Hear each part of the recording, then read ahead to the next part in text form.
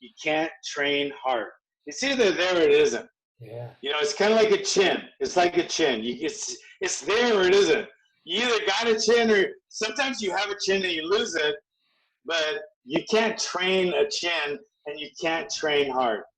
Am I wrong? I mean, you know that. You're born with a heart. You're born with a fighter's heart. Simple as that. Yeah, And there's it's so many either there or guys. not. I mean, look at Rocky Marciano. If he didn't have the heart he had, he would never have been the fighter he was. No, yeah. Or Ali, for that matter. Yeah. Well, Ali had so much skill.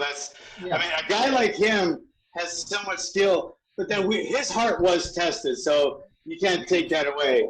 You know what I mean? So yeah, Those you bombs, were right. those bombs George Foreman was throwing at him on the ropes. Those bombs, man. No one could have stood up to those. Yeah, no, you can't. He had Same a with huge heart. like Chuck Liddell, man. He's got a huge heart too. Like I A mean, huge heart. Huge heart. And that's the problem with him. His heart was so huge, right? And then he had a great chin to go along with it.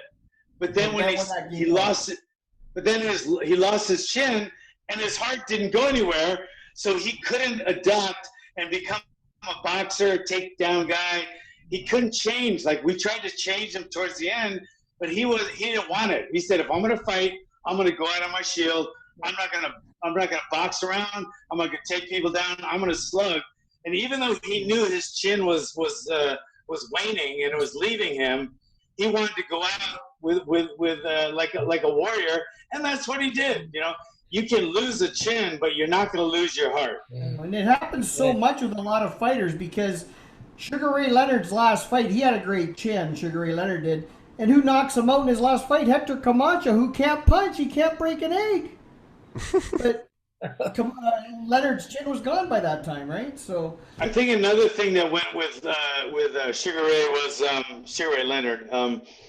I think another thing that goes with age is speed. Yeah. And once that started going, and that was such a big part of his game, so lose his chin and his speed at the same time, that's not a good combination. You know who's a bigger example of that is Roy Jones Jr. Because remember he was getting knocked out by Antonio Tarver and that Johnson guy. Like those guys wouldn't have been able to touch him when he had the speed he had. Because that's what he had, and he had unbelievable speed. Yeah.